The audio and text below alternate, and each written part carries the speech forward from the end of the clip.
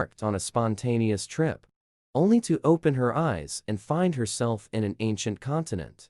But before she could even grasp the situation, she was forced to match wits with an ancient serpent. She was even compelled to become its grillmaster for fish. What she never expected was, the ancient serpent developed an interest in the woman's pants, and was constantly trying to sneakily pull them off. Who would have thought? The woman was merely a freshly graduated pharmacology student, planning a hiking trip to relax. How did she end up in such a desperate situation? Rewind a few hours earlier. Mira had just stepped into this mysterious forest. At that time, she had already been wandering cluelessly in the dense forest for a full 3 hours. The surrounding trees grew increasingly unfamiliar, as if each one was warning her of the danger. Here, the sky overhead was blazing hot, almost unreal. Her heart pounded rapidly along with the intense heat. Everything here felt eerie. The leaves were absurdly large, as big as 2 grown man's palms. She casually plucked one, gave it a light squeeze, and green sap gushed out. The crisis struck then, without any warning. A giant insect resembling a centipede leapt down from a tree, heading straight for her arm. Excruciating pain instantly shot through her. Mira instinctively grabbed the insect's head, while her other hand swiftly drew the dagger from her waist. It stabbed fiercely into the bug's head. The bug struggled a few times and then fell still. You shakily wiped away the blood splattered on your face. Looking at the wound on your arm, you quickly rinsed it with water from your water bottle. Then you found a disposable bandage from your backpack and wrapped it. She suddenly remembered what her senior in paleontology had said. Such large-sized creatures require vast amounts of oxygen. They usually only existed in ancient times. At that moment, a few low roars came from deep within the forest. Mira looked at the sky. A terrifying thought began to grow in her heart. Could it be that she had traveled through time, arriving on an ancient continent? The surrounding temperature kept rising, yet she felt a chill running down her back. Recalling her own experience, Mira was filled with helplessness. She had just graduated from university, majoring in pharmacy. Her grades were quite good. Her graduation thesis was also completed smoothly. She took a mountain hiking trip during the graduation season, but just while stopping halfway up the mountain to tie her shoelaces. When she looked up again, she found herself in this terrifying forest. She held up her phone, searching everywhere for a signal, but found nothing. In her panic, she remembered the time travel novels she had read. The key for the protagonist to travel through time is often located at the initial point of arrival. Fortunately, she had made a mark on the large tree she first saw. Mira immediately ran towards the direction of the mark. A little over an hour later, she found that tree. She meticulously felt every inch of the entire tree, but she still couldn't find the key to unlock the door of time and space. In despair, she shouted at the sky. Only the startled cries of birds answered her. As the temperature continued to rise, Mira had no choice but to press on, searching for a shady spot. There were no paths in the woods, but there were many large animal footprints. The moment she saw them, she immediately turned and ran in the opposite direction. Another hour passed. She arrived at a small stream. The water was clear, and the surrounding stones were smooth, obviously formed by a mountain waterfall. She took off her jacket and tied it around her waist. She lay by the stream and drank a few mouthfuls of water. The cool, sweet stream water slightly relaxed her tense nerves. She tied up her messy long hair. Looking at her reflection in the stream, she saw her flushed face and desperate eyes. She couldn't hold back a few tears. She knew clearly in her heart that if she were truly trapped on this ancient continent, what awaited her was either being eaten by wild beasts or freezing to death from the extreme temperature swings. She could only pray the temperature variation here wasn't too severe. While checking her backpack, Liu found inside it a rope, a lighter, a Swiss Army knife, a change of clothes, and toiletries. although the tent she had originally prepared was forgotten. In the car, these items still gave her a little courage. Just then, several large black fish swam up in the stream. Her stomach began to growl. After hesitating for a moment, she rolled up her pant legs and went into the river to catch fish. Because she loves wilderness survival, she was very skilled at gutting and grilling the fish. The fish here seemed to have lived into comfortable an environment. She caught one with ease. Then she gathered some branches and used stones to make a simple rack, lit some leaves, and prepared to grill the fish. The leaves here were very peculiar. They were juicy, but caught fire extremely easily. She licked the leaf sap and tasted a hint of vegetable-like sweetness. Then she saw an animal 2 or 3 times larger than a squirrel, nibbling on the leaves, so she confirmed the leaves were edible. There were no seasonings, so she used the leaves as a condiment. The fish was incredibly fragrant. Mira took a bite. The fish was tender and fresh, without any fishy smell. It was more delicious than any fish she had ever eaten.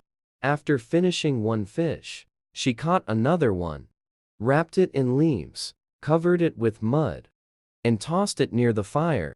There was a patch of grass by the stream, covered with unfamiliar plants. Although she usually loved observing plants, she had no interest in them at the moment. She collapsed onto the grass, looking up at the high-hanging sun, and suddenly felt something was wrong. She had been here for at least 6 hours, yet the sun was still glaring brightly. She couldn't help but wonder if a day here was longer than 24 hours. Just then, the surroundings suddenly became eerily quiet. The previous birdsongs and sounds of small animals moving about disappeared without a trace. Acting on instinct, Mira abruptly sat up, rolled to the side.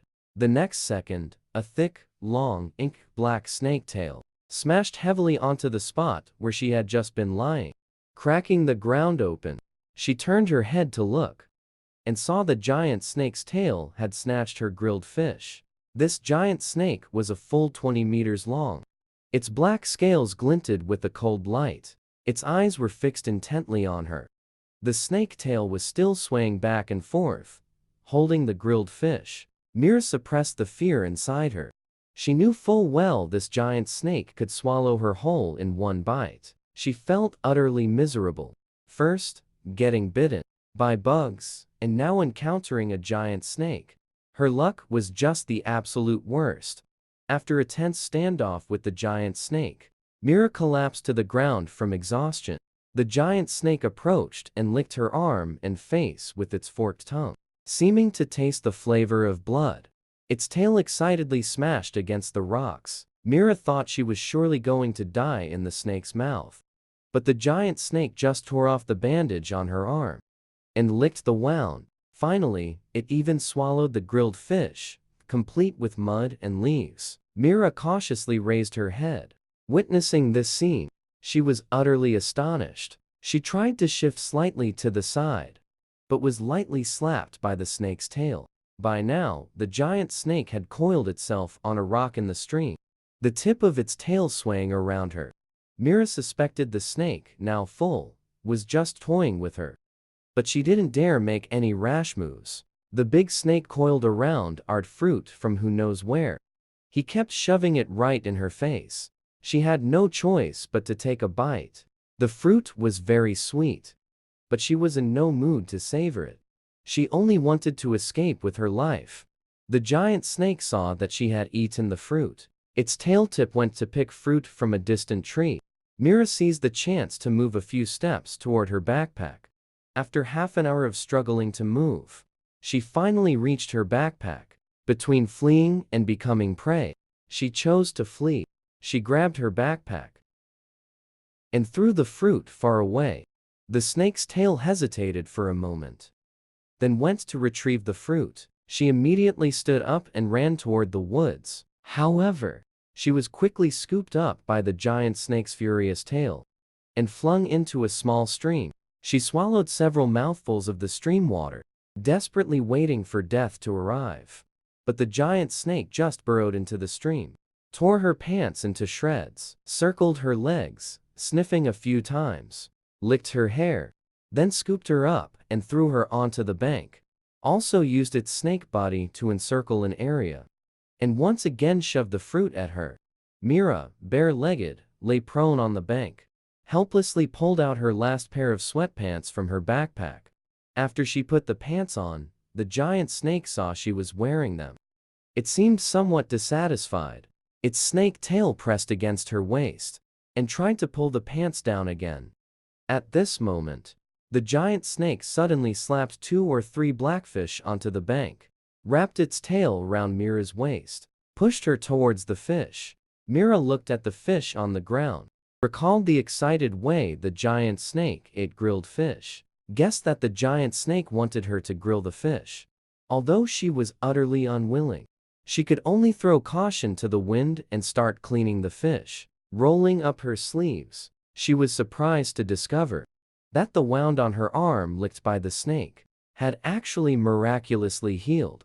The scar had almost disappeared completely. Mira grumbled to herself while grilling the fish, hoping the giant snake would quickly lose interest in her, so she could return to modern times. She stuffed the washed red fruit into the fish's belly, wrapped it with large leaves, prepared to rotate it while roasting. The moment the lighter ignited the flame, the giant snake, which had been resting with its eyes closed, instantly became alert, charged out and used its tail to slap out the fire. Mira was frightened, her face turning deathly pale, thinking the giant snake was going to attack her. But the giant snake hissed at the fire instead. Its body even shielded her from behind. She mustered her courage and gestured to the giant snake, explaining that the fire could cook the fish. Only then did the giant snake lower its guard. Excitedly, it licked her face, covering her in slobber. When she tried to light the fire again, the giant snake tried to extinguish the flames once more. Mira blocked it in time, but was knocked over by the snake's unrestrained tail. The giant snake seemed startled. It quickly coiled her onto the grass, licking the red mark on her waist. Mira felt that the giant snake seemed to understand her words, so she explained the use of fire again. After listening, the giant snake seemed to sigh, gave up on putting out the fire, and lay down beside her. Mira focused on grilling the fish. The giant snake watched eagerly from the side, its tail constantly wagging. Once the fish was cooked, the giant snake instantly coiled it into its mouth. Only then did Mira realize the giant snake seemed able to taste the deliciousness of the grilled fish. When the other fish was cooked, she was just about to take a bite, but the giant snake snatched it away. At that moment, she finally confirmed. It was the aroma of the grilled fish that attracted this gluttonous giant snake, and the giant snake had no interest in eating her. It was only obsessed with the fish she grilled. So, you were forced to work as a grill master for another 2 hours. The giant snake killed fish effortlessly. Often, just as one fish was finished, several more were piled at her feet. When the sun set, the giant snake was finally full. He licked her hand and arm. He also stuffed a few red berries into her hand. Mira was completely exhausted. Her fear of the giant snake had turned into annoyance. She thought to herself that even though she had traveled through time, she still couldn't escape the fate of having to work. She tentatively shouldered her backpack, wanting to find a place to sleep. But the giant snake wasn't about to let go of this little chef who could make delicious food. It decisively coiled around her and slowly slithered toward the western mountains. The giant snake moved swiftly. In just over 10 minutes, it had carried her to a cave at the edge of a cliff. The cliff face was wide, and the cave wasn't too high from the ground. It was surrounded by trees. The cave should have been cool and pleasant, but the waves of rot and stench drifting from inside left her standing at the entrance, unsure whether to go in or retreat. Seeing her dawdling, the giant snake grew impatient and nudged her with its huge snout. With this nudge, it discovered that her bottom was soft and springy, and it actually got addicted to playing. Mira stumbled from the nudge, feeling irritated. But when she saw the giant snake's innocent and simple gaze, she couldn't stay angry. The giant snake seemed to sense her mood. It swung its tail, leaned over, and licked her face all over, as if to comfort her. Mira was utterly helpless. She could only wash her face, pinch her nose, and enter the cave. The cave was spacious inside, with a smooth, large stone in the center, covered with furry animal hides. It's clearly something the giant snake prepared on purpose. But Mira was full of doubts. Where did this animal hide come from? Could the giant snake possibly know how to skin an animal?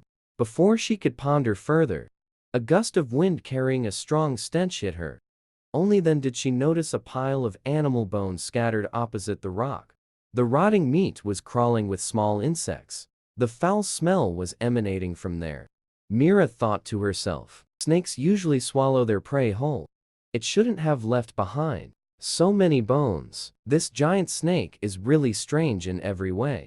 Not only did it not kill her, it even helped her find a place to stay. She frowned, used large leaves to wrap up the rotting bones, and threw them out. The smell in the cave finally improved. After finishing this task, the sun had long set. The clouds at the horizon were red like fire, as beautiful as a painting. Mira gazed at this beautiful scene, took a few deep breaths, and tried hard to lift her spirits. She noticed the large tree outside the cave, which was different from the one she saw when she first arrived here. Its leaves were smaller, with serrated edges. The giant snake even ate a few leaves. She gathered her courage and tried one too. A refreshing, minty flavor spread in her mouth, and it wasn't bitter. Her eyes lit up. She hurriedly plucked a lot of them, made several trips back and forth, and spread them over the smelly areas. She even thought that from now on, she would call this tree the mint tree. When there's no toothpaste, its leaves could be used to clean teeth. In this deserted place, at least it could find some amusement for itself. Nightfall came quickly. The moon hung high. Stars twinkled. Mira sat at the cave entrance. She fiddled with her phone for a long time. Still no signal. She knew perfectly well, in just a few days, her phone would become a useless piece of junk. Completely worthless. Although she had only been on this unfamiliar continent for a day, she already felt worlds apart from modern life. Mira was originally an orphan. She was introverted during her school days, often spending time with plants and flowers, had very few close friends, and didn't have much attachment to modern life. Because of this, facing this transmigration, she wasn't completely overwhelmed by fear. But when she thought about the days ahead, her heart still felt hollow.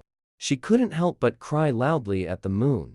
The giant snake, lightly sleeping, heard the crying, instantly woke up, quickly slithered out of the cave, circled around her, and kept sniffing her scent, eagerly wanting to lick away her tears. She stopped it with quick reflexes. Mira cried out that she had no water to wash her face. She was so absorbed in crying, she didn't even notice her hands touching the snake's head and tongue.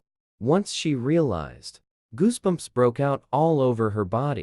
The giant snake's coiled body almost surrounded her. Its pitch-black appearance looked terrifying. But this snapped her out of her sorrow. The giant snake acted coquettishly, burying its head in her embrace. Let her touch it a little more. Mira didn't know whether to laugh or cry.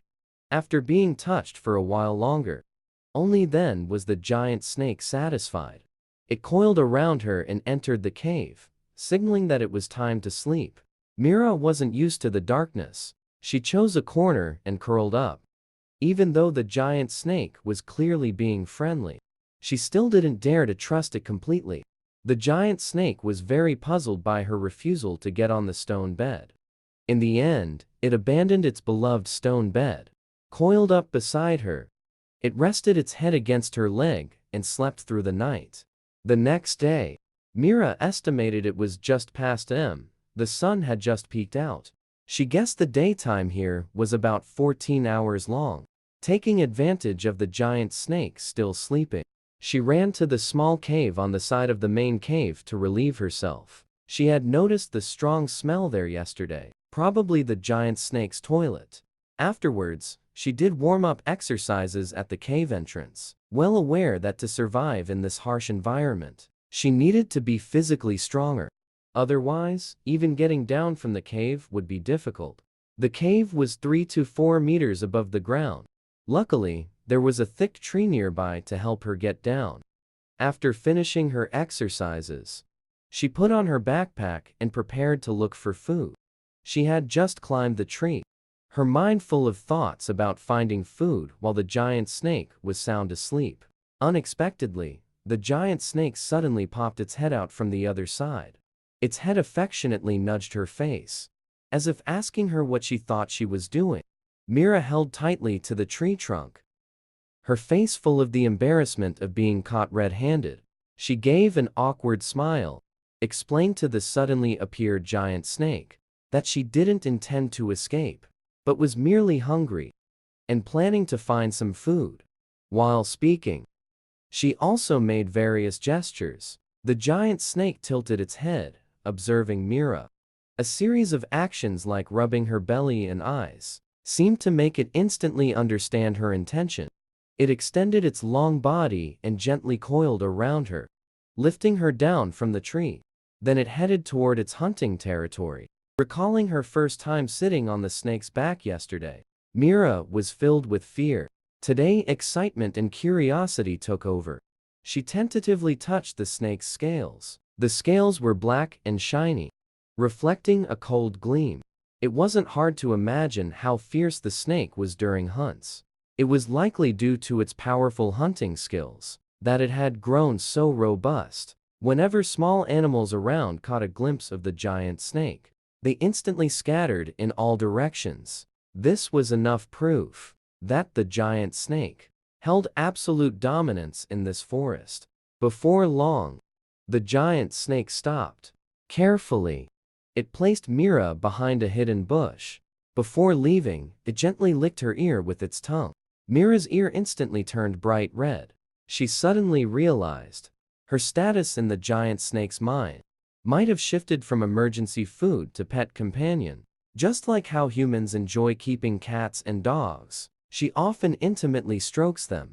Now, the eyes of the giant snake. She might be a similar existence, she resignedly thinks. If being means being a pet, so be it.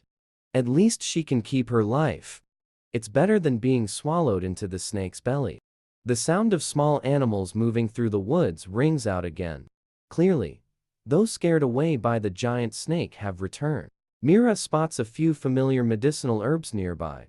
However, she isn't sure if these herbs in this place have the same medicinal effects as she knows. She just picks a few plants, not daring to try them recklessly. By now, the giant snake has crawled far away. Mira has good eyesight. She sees in the distance several large animals, with 2 big tusks and red bodies. They make a low, moaning sound. They appear to be herbivores, quietly grazing by the small river. The giant snake made noise as it moved, yet it made no effort to hide its actions at all. It charged directly towards one of the animals. Because it had a size advantage over the woo-woo beast, the giant snake easily wrapped around its prey, coiling tighter and tighter, until the prey stopped struggling. Then the giant snake began its bloody meal. It tore open the woo-woo beast's head. The animal's intestines and blood instantly spilled all over the ground. Mira, hiding behind the bushes, was enveloped by the strong, pungent smell of blood. As a modern person, she had never witnessed such a cruel hunting scene with her own eyes. Her heart raced uncontrollably. Her back was already soaked with cold sweat. She couldn't help but imagine, what if one day she lost whatever made the giant snake interested in her? Would she end up like the witch beast before her eyes, ruthlessly hunted down? After the giant snake finished its meal, it deliberately left the tough hind leg meat for Mira. Mira saw the giant snake proudly raise its tail and roll the meat right in front of her, as if saying, "Go on, eat it. This is my reward to you." She reached out with a trembling hand and stroked the giant snake's scales. Seeing the giant snake act as usual, rubbing its head against hers, she finally felt a little relieved. Mira picked up the mud-stained meat from the ground and weighed it in her hand. It was about 3 kgs heavy. The meat looked very tender. She planned to go to the small stream she discovered yesterday to start a fire and roast the meat. There, she thought, if possible, she would make the streamside her regular dining spot from now on. The giant snake seemed to be very possessive of Mira, wanting to keep her tightly coiled by its side. It even leaned in, trying to lick her. But at this moment, Mira was extremely hungry, her mind completely occupied with food. She frowned impatiently and pushed the giant snake away. She wrapped the meat in large leaves, then pointed to the water in the bottle and gestured toward the direction of the stream, hoping the giant snake would understand her meaning. The giant snake mistakenly thought, "Mira is taking me to the creek to eat fish," excitedly coiled it up with its tail, quickly arrived at the stream. Traces of Mira's life from yesterday still remained by the stream, washed the meat and placed it on a flat stone. Then in the grass to the west, found some palm-sized leaves and branches. The big snake usually hunts in the afternoon. This time, because Mira was hungry, it made an exception to act in the morning, so it only ate half its fill. At this moment, it looked at the fish in the stream, leisurely flicked up several with its tail, surrounded Mira with the fish one by one. After Mira lit the fire, she turned around and found herself surrounded by fish. She gave a helpless glance at the big snake pretending to be innocent, and continued handling the meat in her hands. The big snake saw Mira's stomach growling with hunger, yet she still wasn't eating the meat. It really couldn't hold back anymore. It picked up a piece of meat with its mouth, chewed it thoroughly, then suddenly pressed down on Mira, trying to feed the minced meat to her. Mira was terrified by the sudden action. Scared out of her wits, she resisted desperately, slapping the snake's head hard. But the big snake remained unmoved. It didn't stop until she swallowed a piece of meat. After breaking free, Mira immediately turned her head and started dry heaving. The bloody smell of the raw meat and the snake's rough feeding method made her eyes turn red. She understood clearly in her heart. Living with a beast like the big snake, whose habits are completely different, living together, keeping it as a pet was not a long-term solution after all. The big snake saw Mira spit out the meat. Its tail swished back and forth irritably. It even smashed several red fruits, seeming like it still wanted to continue feeding her. Seeing this, Mira quickly took a few steps back. With red eyes, she gestured to the big snake, telling it that the meat needs to be roasted like yesterday's fish.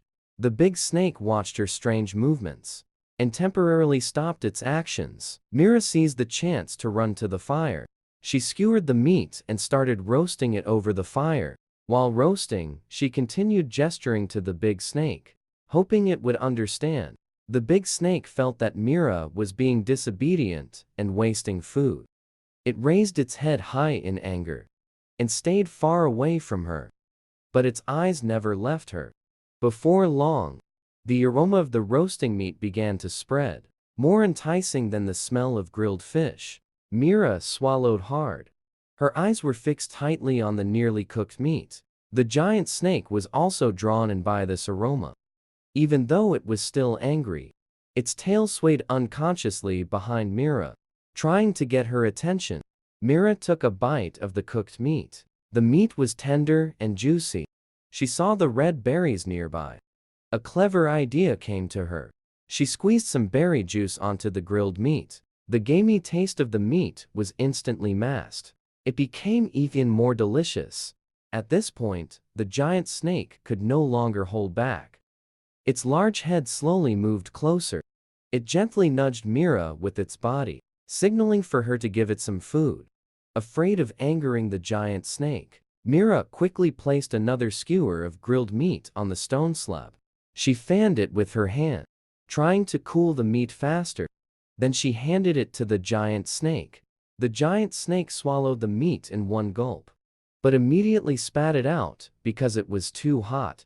It looked very awkward and disheveled. Mira looked at the giant snake, its eyes watery from being burned. She found it very funny, but didn't dare to laugh out loud. She knew the giant snake had strong pride. She couldn't afford to provoke it. The giant snake hissed a few times at the meat on the ground. After hearing a movement from Mira, its attention was drawn back to her. Mira looked at the giant snake. Her eyes curved into a smile.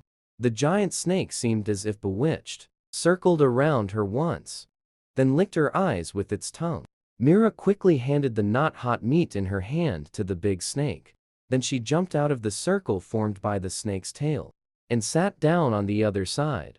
After finishing the roasted meat, Mira was sweating profusely from the heat. She glanced at the big snake, still eating the grilled fish, hesitated for a moment, took off her t-shirt and pants, placed them on a dry rock, and leaped into the small stream, trying to forget in the cool stream water all the thrills and frustrations of being with the big snake. Mira relaxed comfortably in the stream water warmed by the sun. She was peacefully scrubbing her arms. Several black fish cautiously swam around her.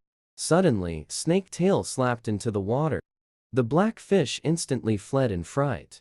At the same time, Mira's waist suddenly tightened. The cold snake tail coiled around her. She turned her head and saw the big snake's lazy appearance on the shore. Its snake head resting on the rock with her clothes. Her clothes had actually become a hat on the big snake's head. The big snake's eyes were fixed intently on her. That gaze made Mira feel extremely uncomfortable, as if she was facing a highly intelligent being with complex emotions. She shook her wet hair displeased, crossed her arms and turned her body away. Little did she know, when the big snake saw her jade-like back, the snake tail coiled around her waist quietly tightened. Mira's breath caught. She uncomfortably patted the snake tail, but the big snake coiled even tighter, till the severe pain in her waist made her cry out in pain. Only then did the big snake suddenly snap back to reality. Release the snake's tail. It leaned close, hissing anxiously. Mira rubbed the pink marks blooming on her waist, filled with helplessness. Seeing her ignore it, the giant snake simply scooped her out of the water with its tail. The immense difference in strength made Mira complain inwardly about the snake's rough behavior. The giant snake wanted to lick her wounds. After being refused, it could only swish its tail awkwardly. Mira knew clearly in her heart that humans are far too fragile. In the giant snake's seemingly playful actions, she could easily be killed at any moment. The joy from just enjoying the food instantly vanished. She hurriedly put on her clothes, avoiding the giant snake's attempts to lick her, secretly reminding herself to never let her guard down again. As the sun rose, signaling the hunt, the giant snake prepared to go hunting. It thoughtfully picked many red berries for Mira, gathered large leaves, and slapped plenty of fish onto the shore. It originally wanted to take her along, but noticing her bad mood due to the injuries it caused, it decided to hunt alone, planning to pick some pretty little flowers as an apology when it returned. Gazing at the trail left by the departing giant snake, Mira resolved not to be kept any longer. Now was the perfect time to escape. She spent over half an hour exploring along the stream, discovering a plant similar to honeysuckle, which injured small animals ate, just like the medicinal herbs in her backpack. Confirming the herb had anti-inflammatory and detoxifying effects, she couldn't help but feel grateful for choosing traditional Chinese medicine as her major in university. She dealt with the fruits and fish left by the giant snake, wrapped them in large leaves, hung them on both sides of her backpack, thinking about the large but foolish black beast she saw this morning. It was also a herbivore. She felt capable of setting traps for hunting. To supplement her own meat supply, Mira carried her backpack, heading in the opposite direction of the giant snake's departure, which was eastward. Along the way, she saw the giant snake's cave. She didn't linger and continued on her journey. After more than 2 hours, a vast grassland came into view. Many unfamiliar animals were running across the grassland. There were brown, long-haired beasts, and creatures that ran around quacking like ducks. In the distance, predators could faintly be seen chasing. Because the distance was too great, she couldn't make out what they were. Mira judged the grassland to be less safe than the jungle. So she stopped under a large tree, plucked some leaves to make a bed, and prepared to spend the night there. She thought about how the giant snake was afraid of fire. Creatures in this world were likely afraid of it too. If she encountered a wild beast, she could still climb the tree behind her. Meanwhile, after the giant snake had its fill of prey in its own territory, it caught another small black beast, intending to bring it back to Mira. But when it returned to the west, the little human was nowhere to be seen. Only small animals remained, gnawing on leftover bones. They quickly fled upon its arrival. A sense of foreboding welled up in the giant snake's heart. It sniffed around the western area, but didn't detect the scent of any other beasts. Only the sweet scent of Mira remained. Then he realized she had left on her own accord. Anger and sorrow instantly surged in his heart. He was the king of the jungle, yet he had been looked down upon by a little female. The giant snake hissed several times. Following the scent, he quickly pursued eastward. After running some distance, he turned back. He brought along his prey. He wanted Mira to see that he could catch enough prey to ensure she lacked nothing. Night fell. Starlight twinkled. Moonlight shone on the distant stream. Mira leaned against a tree trunk, chewing on fish. Beside her was a self-made hanging water bottle holder. She listened to the roars and chasing sounds of animals in the distance, feeling somewhat worried. To make a torch that could burn for a long time, she used the leftover fatty meat from noon, tied it onto a branch, wrapped it in large leaves and lit it. She knew well that the lighter would eventually run out. She had to find a way to preserve the fire soon. The greasy aroma from the torch made her both afraid of attracting predators and slightly comforted by having light. From her dirty but still sturdy backpack, Mira pulled out a sharp dagger. She tucked it at her waist to boost her courage. The sounds of predators hunting in the distance gradually ceased. She decided it would be safer to climb a tree. Just as she was about to stick the torch into the cleared ground, a foul stench mixed with the smell of blood assaulted her, instantly freezing her in place. Mira stood in the darkness, her heart pounding wildly. He subconsciously tightened his grip on the torch.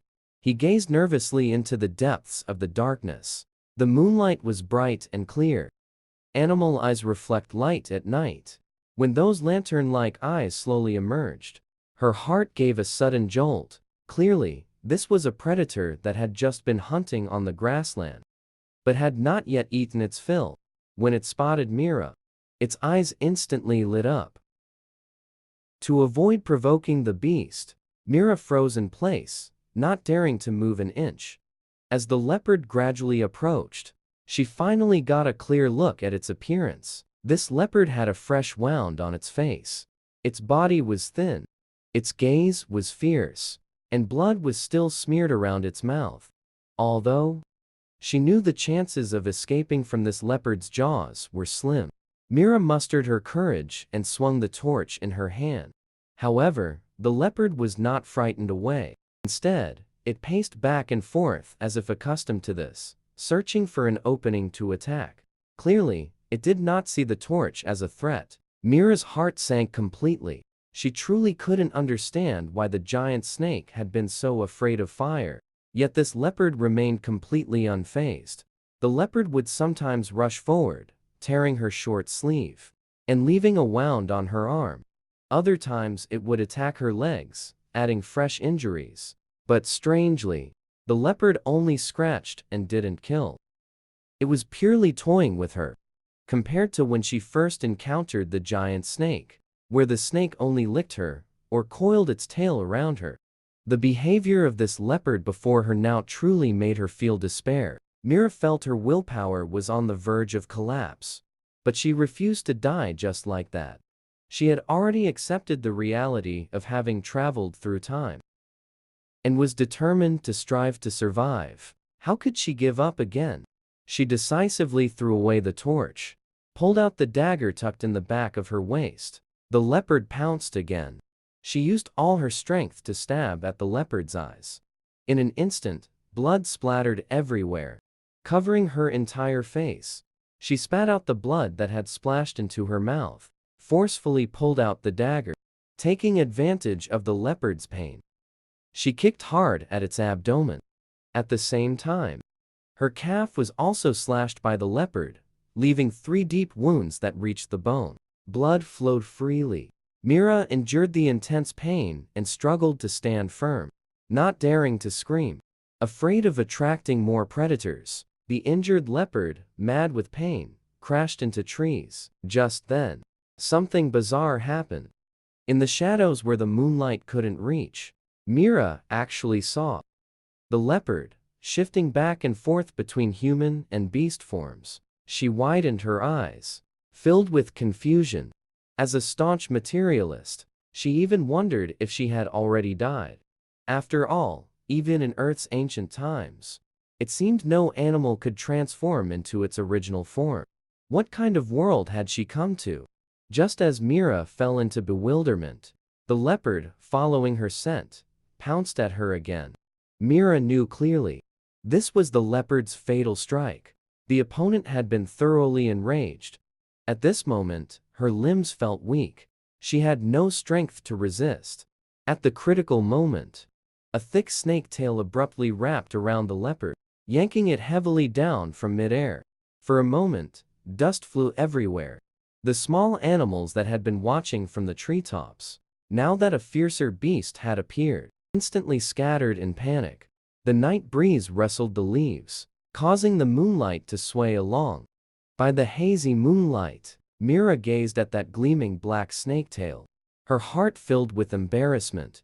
She had fled from the giant snake, out of fear that its wild instincts would flare up, endangering herself. But now it seemed that her self-righteous, clever move had nearly gotten her killed by the leopard's jaws. And now, the giant snake had saved her again. The giant snake was larger than the leopard by a size, yet it did not directly crush it to death. Instead, it bared its fangs and injected venom into the leopard. The leopard struggled fiercely, while the giant snake angrily tightened its coils. Recalling the scene of the giant snake hunting prey this morning, Mira had found it hard to accept back then. But now, she only felt that the giant snake was fierce and powerful. The leopard was not about to back down either, clawing and tearing at the giant snake's scales with all its might. Many of the hard scales were torn off, leaving several wounds on the giant snake's body. Its intense will to survive deeply shocked Mira.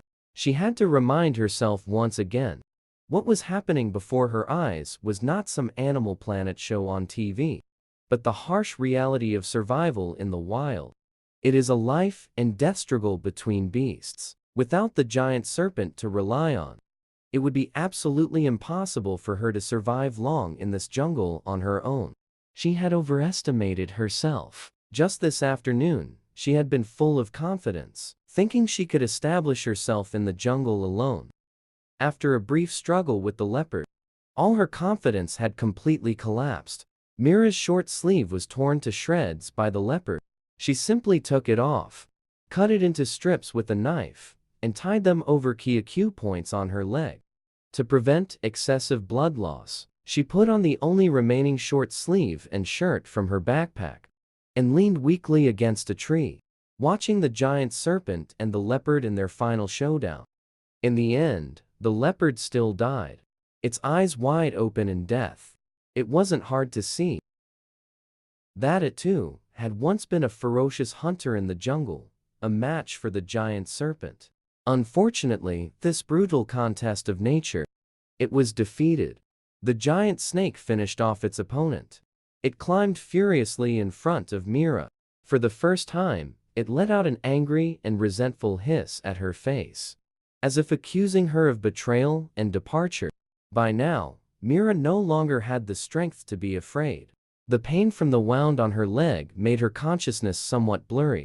She used her blood-stained hand to stroke its tongue, apologizing weakly, saying she never thought that after leaving the giant snake, she would be so useless. The giant snake was startled by the touch.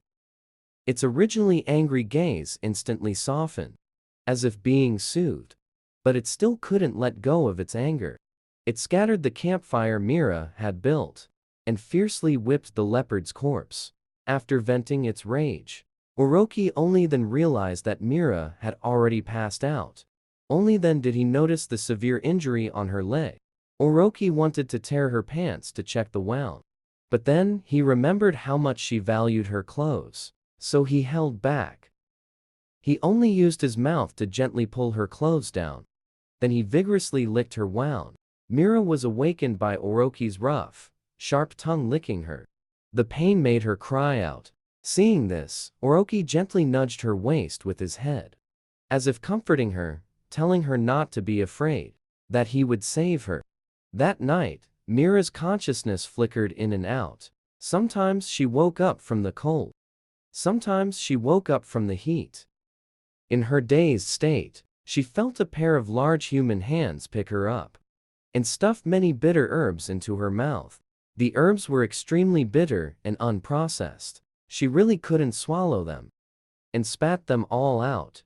Later, the one feeding her, seeing she wouldn't eat, chewed the herbs himself and fed them to her mouth to mouth. Mira resisted with all her heart, but was no match for that powerful tongue. She could only be forced to swallow. By the time Mira was fully awake, it was already the next afternoon. Her whole body ached. She was lying on Orochi's stone bed. The bedside was piled high with red fruits, scattered with some medicinal herbs, mostly honeysuckle, and some plant roots and stems. Next to them were her messy clothes. Looking at her naked self, Mira let out a long sigh. Right now, she had no energy to bother with these things. Fortunately, Orochi had kept her underwear. A thick layer of herbal medicine was applied to the leg. She couldn't identify what kind of plant it was. At this moment, she was so hungry she could feel her stomach touching her back. After putting on her clothes, she ate 3 red berries in one go. Only then did she start to feel a little better. Mira looked toward the sky outside the cave entrance. She guessed that the giant snake must have gone out to hunt by now. She looked around the spacious cave. Her thoughts drifted back to the night the giant snake saved her. Although the situation was chaotic at the time, she remembered when the giant snake looked at her. Its eyes were full of worry and sorrow, so much so that in her intermittent dreams these past 2 nights, all she saw were images of the giant snake coiled around her leg, crying. Did this mean she was important to the giant snake? Mira felt she was being a bit narcissistic, but the facts seemed to point that way. Although the giant snake is a fierce beast, but the emotions in its eyes were easily discernible. Looking at her injured leg, she realized that leaving the giant snake would likely lead to her dying faster in this jungle. Perhaps, striving to coexist peacefully with the giant snake was the way to survive. The giant snake was so intelligent.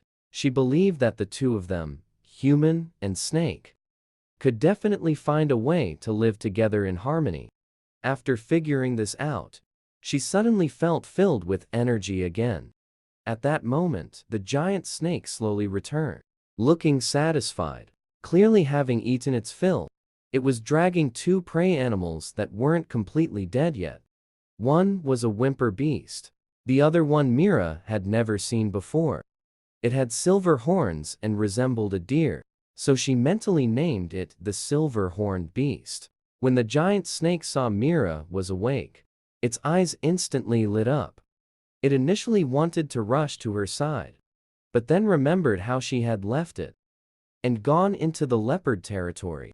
The light in its eyes instantly dimmed. Its snake tail no longer lifted.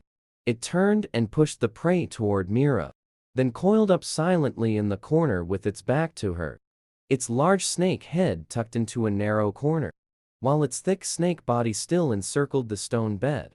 Mira witnessed the entire process of the snake's internal conflict and sadness. For the first time, she felt so certain that the creatures of this continent were highly intelligent animals. Because they could clearly express emotions, she realized that her leaving without a word must have hurt the giant snake's feelings. She gently patted the snake's tail, sincerely thanked the big snake, and said she would be more considerate of it in the future.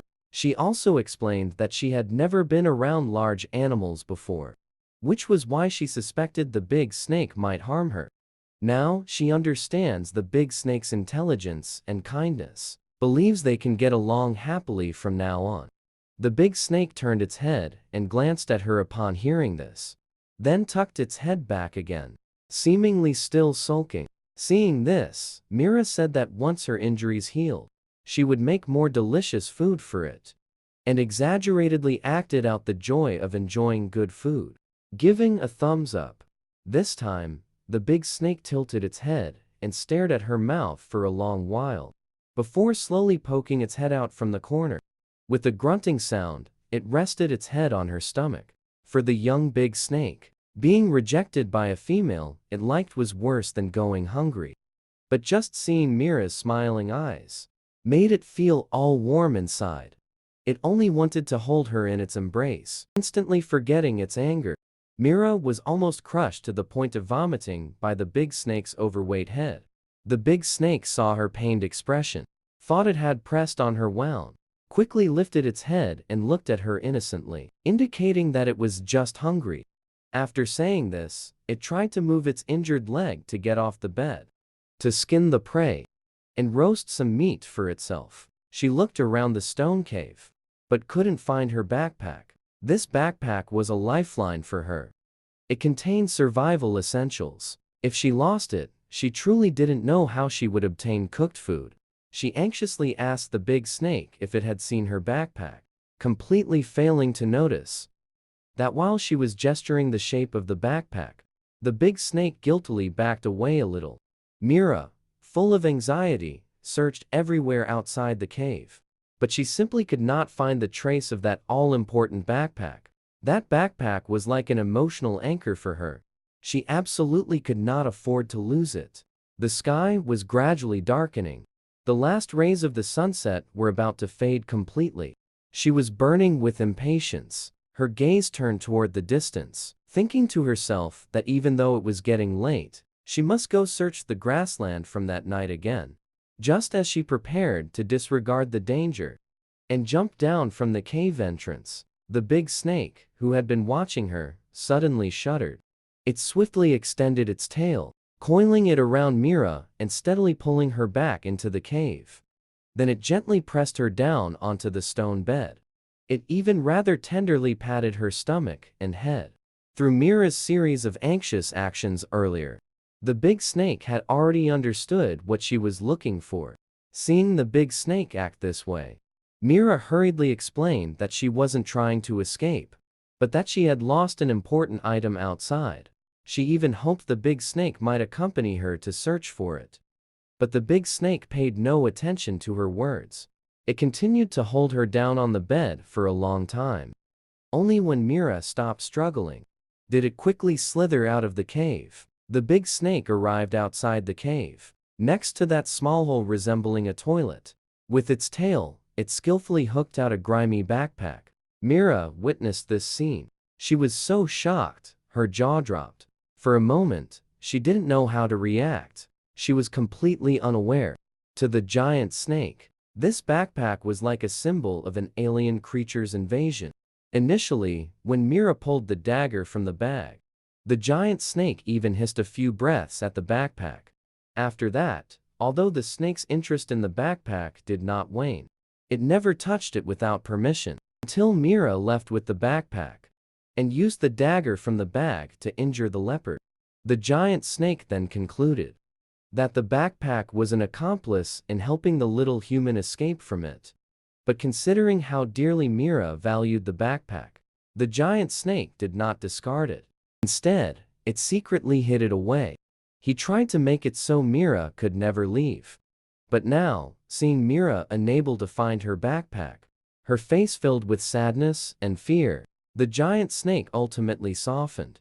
It returned the backpack, Mira took the backpack and hurriedly checked inside. She found that nothing was missing. Even the kettle for boiling water was there. Clearly, the giant snake had purposely put it in.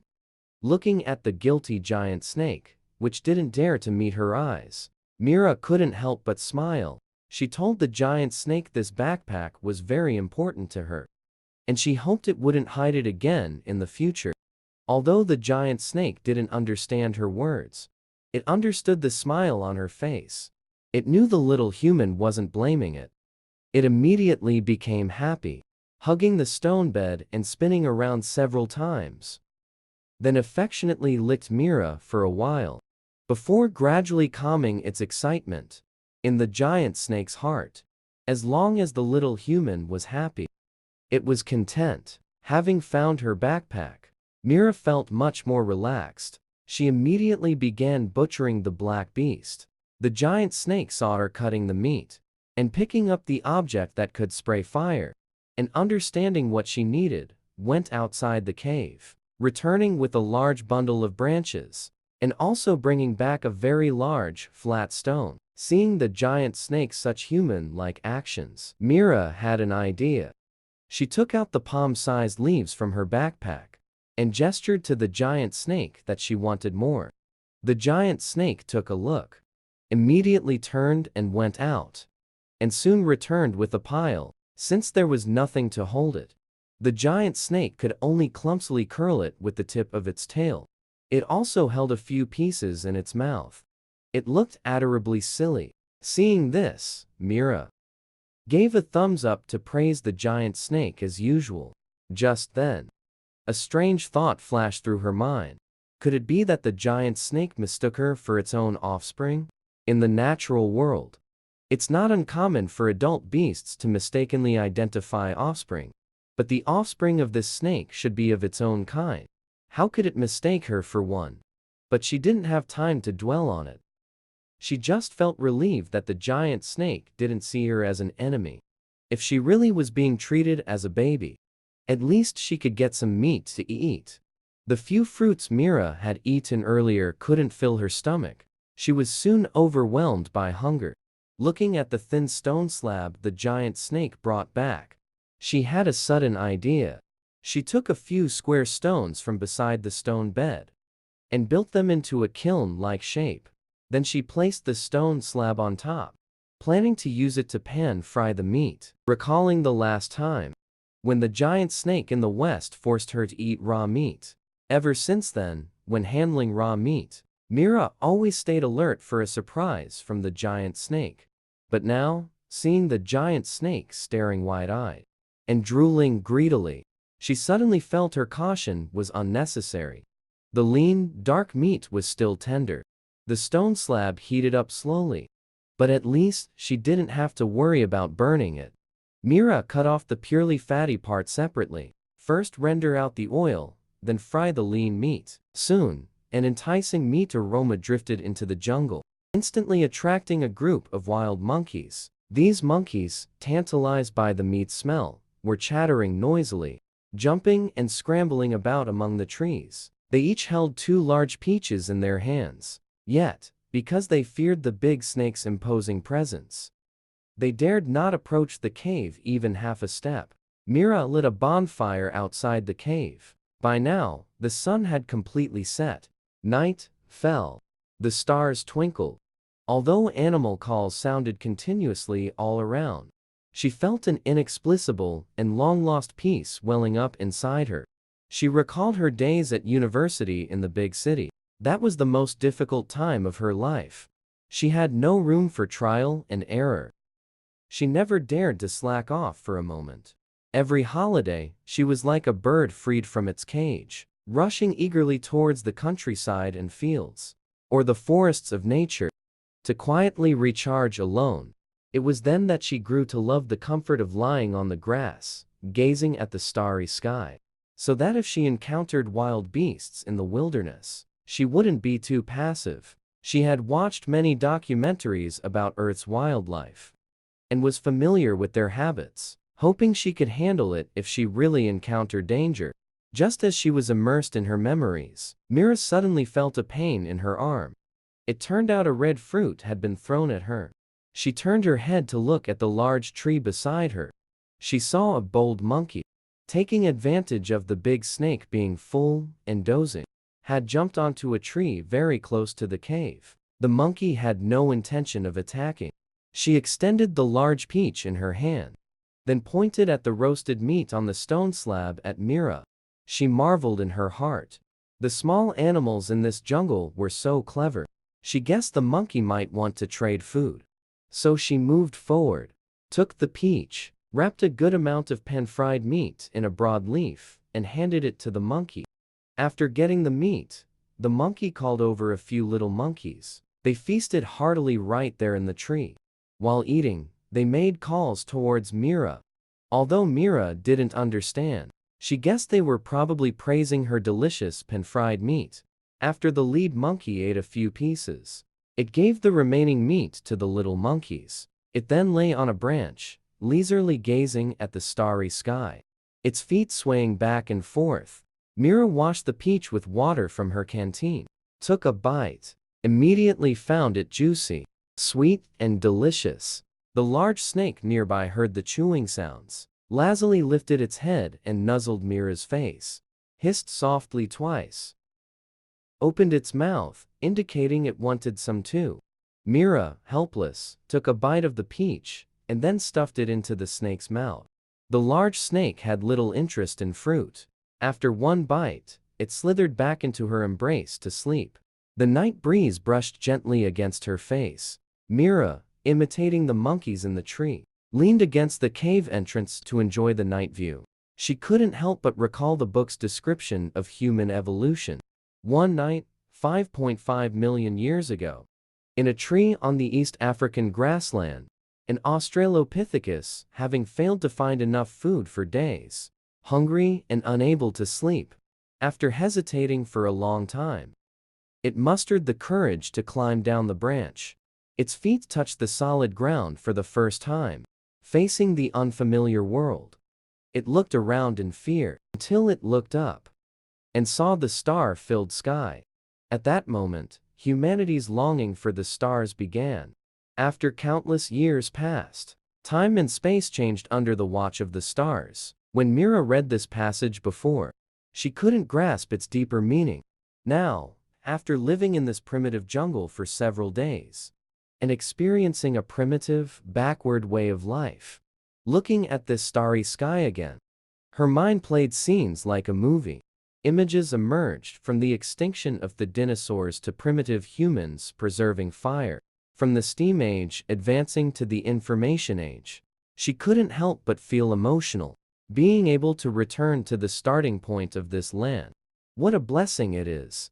Mira suddenly shouted at the sky, declaring that she would definitely live on well, and praised the stars for their breathtaking beauty. A monkey in the tree poked its head out and looked at her, puzzled. She waved at the monkey, signaling that if it wanted meat later it could come find her to trade. The monkey didn't understand, but waved its hand and threw her another large peach. The moon moved slowly. Mira felt wide awake and hungry again. Most of the meat from the evening had gone into the big snake's stomach. She hadn't dared to eat much, afraid of upsetting her stomach. By the moonlight at the cave entrance, she made the fire burn brighter, cut a piece of silverhorn beast leg meat, slowly sliced it into thin pieces. The newly awakened giant snake saw the monkey nearly taking over its territory, flew into a rage immediately, pounced towards the monkey, but only got a mouthful of monkey fur. It hissed angrily at Mira, seeming to blame her for letting an outsider into its territory. Mira had no choice, could only coax the giant snake, saying if it wanted to eat fish, she could help roast any it brought back. At first, the snake didn't understand. After Mira gestured the shape of a fish with her hands and pointed at the water pot to indicate water, it finally nodded with partial understanding. But when the giant snake headed for the stream, it moved extremely hesitantly, looking back every few steps. appearing unable to rest easy about Mira. It even slid back, forcefully tapped Mira's head with its tail. Mira cried out in pain, covered her head, and looked at the snake resentfully. She understood the snake feared she'd seize the chance to escape, so pointed at her injured leg, indicating she couldn't move. The snake finally felt reassured, sped off towards the stream. When the giant snake returned, the silver-horned beast meat Mira was frying was already well done. Aroma filled the air, even more enticing than whole beast meat. Mira couldn't wait and took a bite. Her eyes instantly lit up, praised how the meat's saltiness was just right, and had a milky fragrance too. I can finally eat as much meat as I want. The big snake saw Mira enjoying it alone. It came over and opened its mouth, waiting to be fed. Some of the fish the big snake brought back were still alive. While flapping at the cave entrance, it pushed a green fruit toward Mira's feet. She picked up the fruit and smelled it. It had a sour scent. It looked like a lemon. Probably, the big snake brought it back along with the palm leaves. Mira cut the fruit with a knife. She licked it with the tip of her tongue. She found the taste similar to a lemon, only more sour. She thought it might be good to drizzle a few drops when frying meat. Mira immediately picked up half of the fruit. She squeezed 2 drops of juice onto the silver-horned beast meat. The meat aroma and the juice collided, releasing an even more enticing fragrance. It made her unable to resist swallowing her saliva. Actually, she had already eaten a few pieces of meat. She wasn't hungry originally, but seeing the improved meat, she felt she could eat a few more pieces. The big snake nearby, after seeing Mira lick the fruit, showed a smile. It thought the fruit was delicious. It also wanted to taste it. Because Mira didn't proactively feed it, the big snake felt a bit embarrassed, so it secretly extended its forked tongue and licked the green fruit. The next second, it suddenly darted out of the cave. It swiftly slid toward the stream. Its speed was so fast that Mira was momentarily at a loss. The big snake soon returned, but its eyes looked listless. The tip of its tail also drooped. Mira was full of confusion. She guessed the giant snake might not like the taste of silver-horned beast fried meat, but when it was fed before, it ate quite happily. At this moment, Mira was still holding half a green fruit. Upon seeing it, the giant snake suddenly became agitated, hissing and puffing at the fruit, and even rolling on the ground, as if in extreme discomfort. Mira was terrified, thinking the giant snake had been poisoned. She quickly threw the fruit away and wanted to check if it was injured. But right after throwing the fruit away, the giant snake came over again to nuzzle her face, its tail raised and wagging, as if nothing had happened. Mira was deeply puzzled. She tentatively picked up the fruit again, and the giant snake immediately had an intense reaction. When she put the fruit down, it returned to normal. Li Ru suddenly understood and laughed, teasing that the giant snake must have sneaked a bite of the fruit. Turns out it doesn't like sour things. She had seen a dog sneak a lemon and get soured before, never expecting the giant snake to be the same. The giant snake seemed to understand it was being made fun of, angrily swatting the fruit out of Mira's hand, and even trying to throw away the remaining half. Mira, quick-eyed and swift-handed, grabbed the snake's tail, showing the giant snake how delicious the meat is with the fruit juice added, giving a thumbs up while eating, with an expression of enjoyment. The giant snake was half convinced, half doubting, slowly approaching, opening its mouth, letting Mira feed it a piece of meat with juice added. Mira thought to herself, if she ever angered the giant snake in the future, preparing some novel delicacies might just be the way to appease it. Then, she picked up another piece of meat and fed it into the big snake's mouth. The big snake, regarding the unicorn meat drizzled with lemon juice, was exceedingly fond of it. It ate in a slow and unhurried manner. After finishing, it still craved for more, opening its mouth wide to beg for additional pieces. It completely disregarded the fish it had painstakingly caught itself. After Lee, you finished feeding the remaining meat. Waves of sleepiness began to wash over her. She couldn't help but let out a yawn. However, the big snake was still full of enthusiasm and wanted her to grill the fish. Lee Yu tried hard, using simple body language, to convey her thoughts to the big snake. She gave a thumbs up to signal, "Great." She placed her hand by her ear and closed her eyes to represent sleep. After repeating the sleeping gesture multiple times, the big snake finally relented. It gently coiled around Mira and placed her back on the stone bed. Then, it pulled out a few branches from a corner beneath the stone bed. It bit off the leaves from the branches, chewed them up, carefully brushed away the old leaves on Mira's leg, and applied the new ones. The sleepiness, which had been somewhat manageable on Mira's leg, became uncontrollable the moment the new leaves were applied.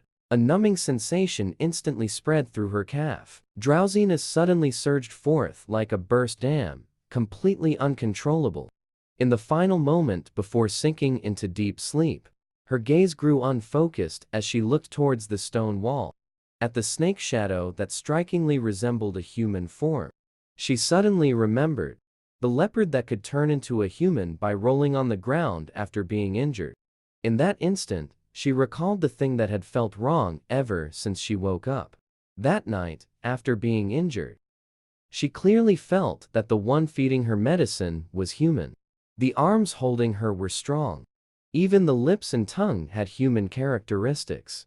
But there was no one else in this cave besides the giant snake. If she hadn't seen wrong that night, could it be that the giant snake, under specific circumstances, could also transform into a person like her? The giant snake guarding her noticed Mira's sudden twitch. Thinking her wound was hurting, it hurriedly chewed some leaves and applied them thoroughly over the wound. This time, Mira completely lost consciousness. The doubts in her heart could not be spoken. The daytime temperature in Doma jungle had risen again. Mira noticed this when she discovered the water in the stream had become very hot by noon. This also made her more certain that it was currently the summer season in this jungle. Summer means reproduction and vigorous life for all things. This allowed Mira to temporarily stop worrying about winter suddenly arriving. After all, she hadn't started planning yet how to store enough food for winter, or how to solve problems like warm clothing. The name Doma Jungle was given to this jungle by Mira. Having a name gave her a slightly greater sense of belonging here. The weather was unbearably hot.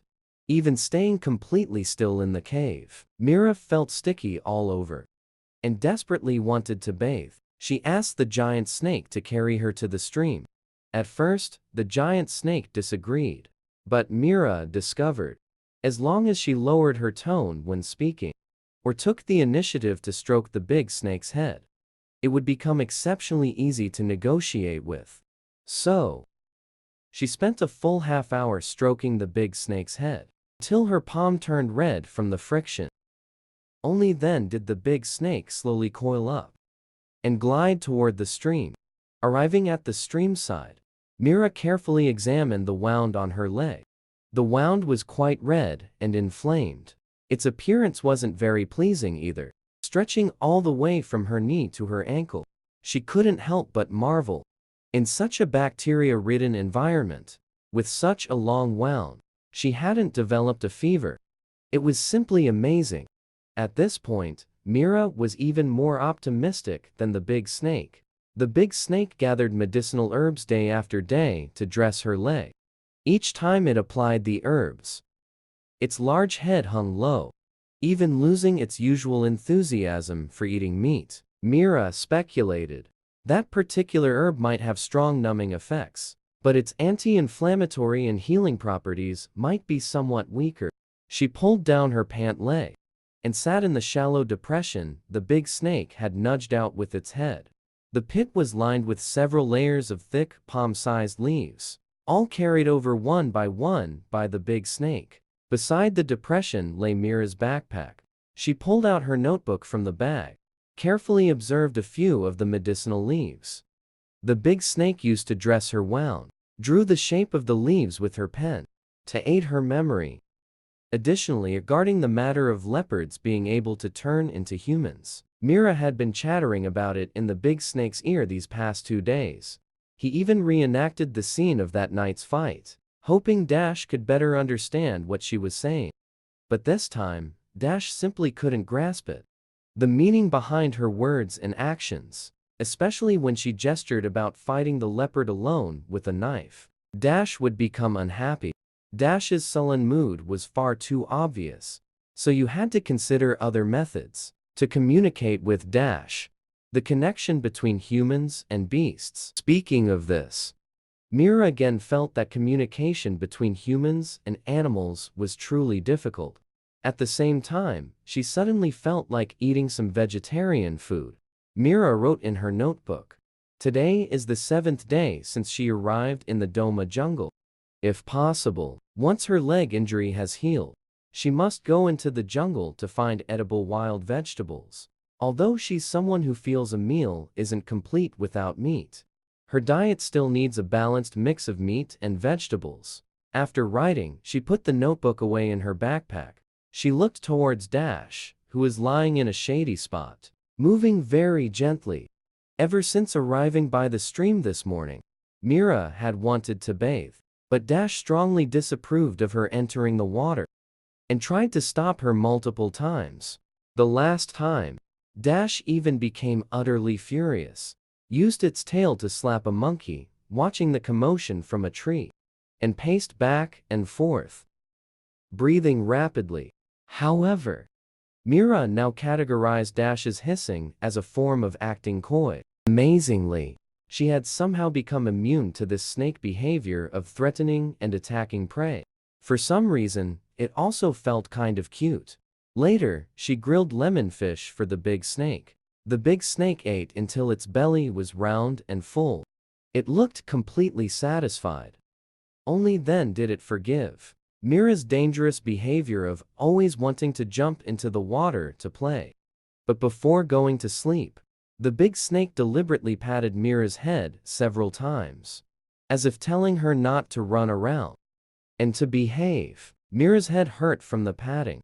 She thought this big snake was still in its growth phase, because, compared to a few days ago, the big snake had gotten considerably thicker. Its strength had also increased. If the big snake continued growing at this rate, Mira suspected the cave might not be able to hold it anymore. Plus, she needed to quickly teach the big snake to use less force when patting her. Otherwise, sooner or later, she would end up with a brain hemorrhage from the pats. Mira also noticed that the big snake had recently developed a new habit. When the big snake slept, it liked to place Mira's backpack on its head. Its tail would be wrapped around the backpack straps. This happened every night. Once, when Mira got up at night, she saw the big snake's tail tangled in the backpack strap. It couldn't get itself free no matter what. It was extremely sleepy, but still struggling with the bag, almost ending up in a fight with itself. In the end, Mira kindly helped the big snake out of the predicament. Today, only after Mira repeatedly insisted, did the big snake reluctantly fall asleep with her shirt on its head. Mira only used her uninjured leg to get into the water. The other one rested on the bank. She used the already torn shirt scraps as a towel. She scrubbed herself vigorously. After she finished washing and emerged from the water, the giant snake slowly slithered over from the shade of the trees. Dizzily, it nudged against Mira's shirt and licked her face. Not long after, the giant snake fully regained its senses. Seeing Mira's hair was wet and her body was also covered in water, a flicker of tension and fear passed through its eyes. In the giant snake's understanding, after people in the tribe were injured and applied herbal leaves, they couldn't touch water for many days, because once, a young one touched water and then developed a persistent high fever and passed away after just a few days. That's why it had strongly resisted Mira entering the water. But this little one took advantage of its sleep to secretly go into the water to play. This made the giant snake worry that Mira would also, like those young ones, develop an unrelenting high fever and ultimately lose her life. In the giant snake's eyes, Mira was a fragile, not yet fully developed female, requiring its full protection.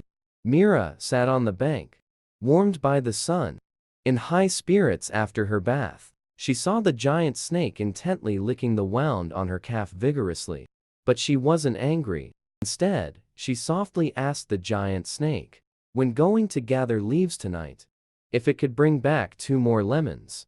As soon as she spoke, she felt embarrassed herself. She knew well in her heart that if she hadn't met the giant snake, she wouldn't have been able to eat meat so soon, let alone have seasonings this early. She couldn't help but sigh. Humans are truly never satisfied. A few days ago, before tasting lemon grilled meat, any other meat seemed delicious. But now, with just a little less seasoning, she's already starting to be picky. However, she comforted herself, thinking that pursuing a better quality of life is human nature. From now on, she wants to live a life with Dashi where they enjoy delicious food every day. She listened to Mira chattering away, but its mood didn't improve. It just worriedly lifted its head and nuzzled her face. It noticed Mira's cheeks had turned bright red, and the fear in its eyes grew more evident. Seeing the sadness in Dashi's eyes, Mira felt a bit at a loss. She wondered if she had been talking too much in this desolate jungle. If she didn't talk more, she was afraid she might develop issues from keeping quiet. Noticing Dashi glance at the stream and then drag its body further onto the bank, Mira finally realized she was angry because she had entered the water without permission. She quickly apologized, explaining that she couldn't stand her own smell anymore, which was why she went into the water. She also offered to fry more meat for Dashi tonight. As soon as Mira finished speaking, she piled the backpack and her clothes on its head, wrapped its tail around her, and slid towards the cave. Mira had just finished bathing, wearing only her underwear, and from living in the jungle, her underwear had worn out quite severely. Her little pants even had a hole torn in the back. Just like that, she was carried by the giant snake, running naked through the jungle. Along the way, many small animals perched on the trees, chirping and making strange noises at her. This made Mira, who still hadn't fully adapted to the savage life, her face flushed even redder. After returning to the cave, Mira hurriedly put her clothes on. After a long while, her face was still bright red. The giant snake circled around the cave a few times, threw the backpack, water bottle, and a few fish onto the ground, pat Mira's head, then quickly slithered out of the cave. Mira understood. When the giant snake patted her head with its tail, it meant she should stay in the cave. This was also its signal before going out to hunt for food. But the giant snake had just hunted this morning. It ate 2 or 3 black beasts. It was so full it could barely slither. Why was it going out to hunt again now? Could it be that the giant snake's appetite during its growth period was this terrifying? You can't help but think. Thankfully, there are no beasts more powerful than the giant snake around. Otherwise, every time it hunts, the giant snake would have to fight other beasts for food. And it would still have to carry her, this little burden who only eats and doesn't work. Perhaps one day, if the giant snake no longer wants to raise her, this cub, it really might abandon her. Suddenly, an ear-splitting thunderclap came from the sky. Mira was startled and no longer had the mind to entertain wild thoughts. She slowly moved to the cave entrance, looked up at the sky. The sky, which had been clear and cloudless just moments ago. The sky was now overcast with dark clouds. It felt oppressively gloomy, as if the dark clouds were pressing down on the city. Mira had thought the Doma jungle had a dry climate with little rain. But judging by the intensity of these dark clouds, it seemed like it could rain for 3 days and 3 nights straight. The little monkeys in the jungle, hearing the thunder, swung whimpering from branch to branch. They seemed to be signaling to each other. In the blink of an eye, the troop of monkeys vanished deep into the jungle, swinging through the trees. A moment later, no sounds from any creatures could be heard in the jungle anymore. Outside, thunder rumbled one after another, followed closely by lightning strikes. Several large trees were hit. Mira saw the struck trees in the distance instantly topple over. One could easily imagine the power of that lightning. After several rounds of lightning, the rain poured down in torrents. Describing it as buckets of water being dumped was no exaggeration. Mira felt somewhat worried about the giant snake. Although wild beasts aren't usually afraid of thunderstorms, lightning is merciless. If the giant snake didn't know to take cover, it could be in great danger. As a human, Mira naturally didn't have deep feelings for the giant snake at this point. She was also quite selfish. Her first thought was that if the giant snake died, she would have a hard time surviving in the Doma jungle herself. So she hoped the giant snake would return safely, mostly out of consideration for her own survival. Fortunately, not long after, the giant snake returned through the rain. Its black scales glistened, wet from the rain. It held a large black beast in its mouth. It seemed that compared to the silverhorn beast, it still prefers to eat black beast. Looking more closely, the snake's tail was coiled around a large branch of anesthetic herbs. Mira suddenly felt that animals might truly be simple. Once they fixate on something, they don't change easily. She quickly took the herbs passed by the big snake, chewed them up and applied them to the wound. To prevent fever and infection, she even boiled the honeysuckle she had been saving in her bag and drank the water. In the evening, the person and the snake still ate roasted meat. Perhaps from eating meat for many days in a row, Mira couldn't eat much tonight. She also wasn't feeling too well. Seeing the lemons and palm leaves the big snake brought back, she decided to cook a meat paste soup in her kettle. Her kettle is 1000 milliliters. It comes with a small cup that serves as the lid. Pouring water is very convenient. She cut a few slices of meat, washed the palm leaves and lemons, sliced the lemons, and tossed everything into the kettle. Soon after, the big snake coiled out a few red fruits from under the stone bed. Red fruits are Mira's favorite. The big snake often picks them, sometimes worried she might not have enough.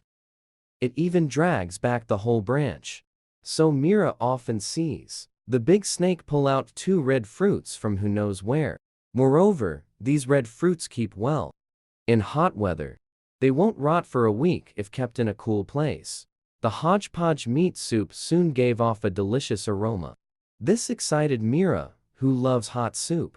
She swore that once this heavy rain was over, I must go out to gather some wild vegetables and mushrooms. The meat soup also gained the big snake's favor.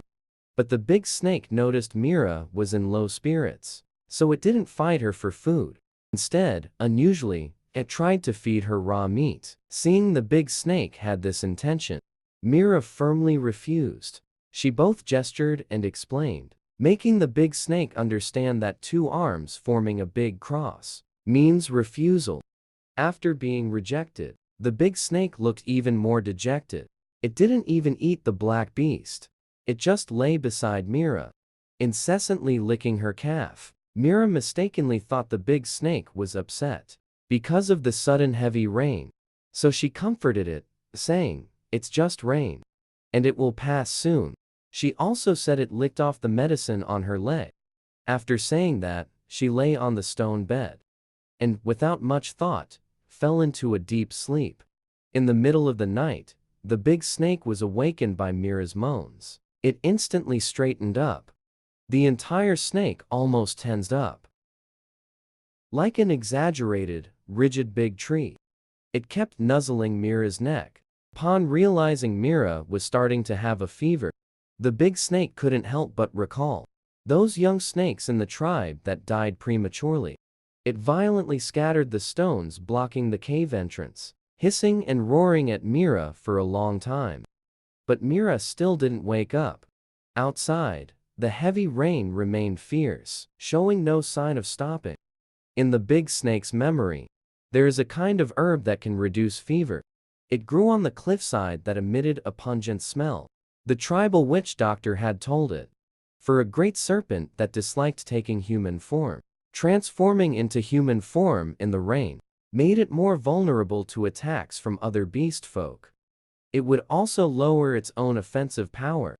But at the thought of its little human possibly dying due to its inadequate care, the great serpent suddenly felt the dangers brought by taking human form were insignificant.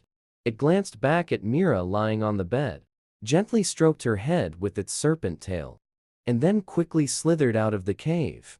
About an hour later, the sky grew slightly bright. The rain began to lessen. Mira woke up groggily. She was unbearably thirsty. Weakly, she pried open the kettle lid and drank all the hot water. Seeing the cave in complete disarray, Mira called out for the great serpent in confusion. But no serpent tail came winding over. She didn't know where the serpent could have gone at this hour.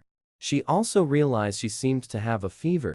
Mira wasn't sure if it was caused by her indulging in bathing with too much water, or if it was her mind becoming scattered and unsettled after the release of days of pent-up tension. In any case, the current situation was unfavorable for her. The honeysuckle was all gone. She felt the remaining anesthetic herbs wouldn't reduce fever, and didn't dare take them recklessly. The animal hide on the stone bed was very soft, which gave Mira an idea for a physical method to reduce the fever. She needed to sweat it out under the covers, and the fever should then break. But because the big snake left for no reason, Mira couldn't fall asleep no matter what. She kept glancing toward the cave entrance every now and then, until the sky grew bright. The sound of rain outside turned into a light pitter-patter. Mira opened her eyes again, but she saw a tall, completely naked man, holding a bunch of unidentifiable, shapeless grass in his hand. He walked into the cave. Mira rubbed her eyes, slowly propped herself up and leaned against the stone bed, staring blankly at this unfamiliar man. A few seconds later, she realized the man had crouched beside her, placed the unknown grass into his mouth and chewed it. Then he grabbed her by the neck and transferred all the herbal medicine into her mouth to mouth. Mira was still in a daze, full of confusion about the suddenly appearing man. The man, without any explanation, immediately grabbed her chin, forcing her mouth open aggressively, then stuffed the chewed herbs into her mouth. Mira trembled all over from the bitter taste of the herbs. Relying on instinct and familiarity with the taste of herbs, she recognized it as dandelion. Dandelion has the effects of reducing fever, fighting inflammation, reducing swelling, and dispersing nodules. So she stopped struggling, swallowed the medicine with difficulty. But after swallowing, the strange man did not stop. His tongue still roamed wantonly inside her mouth, as if savoring a rare delicacy. His intensity grew stronger and stronger. Just as she was about to suffocate, Mira pushed the man away with all her strength. At this moment, her lips were sucked crimson red. Her tongue was both numb and painful. She panted heavily as she sized up the person before her. She saw the man was completely naked, broad shoulders and a narrow waist. His muscles were full, but not exaggerated. The lines were smooth and natural. His skin was pale like cold jade. Around his neck hung a black jade square plaque. On it were carved symbols resembling oracle bone script, shaped like the character for English. Shoulder length. Jet black hair that shone brightly. A high nose bridge. His eyes were narrow, long, and with an inner double eyelid. Around his eyes were ink blue, snake-like, totemic symbols. His jade-green pupils, under the light, resembled sparkling gemstones. His lips were slightly full, yet beautifully shaped. His face had well-defined angles. By all appearances, this was a man over 2 meters tall. A stunningly handsome standard male model. The peculiar totemic symbols around his eyes added a sense of mysterious sacredness. Mira looked him up and down. Her gaze inevitably touched upon the man's mosaic area, and she suddenly felt somewhat awkward. She hurriedly pulled the animal hide from her body, wrapped it forcefully around the man's waist, and even tied a tight knot.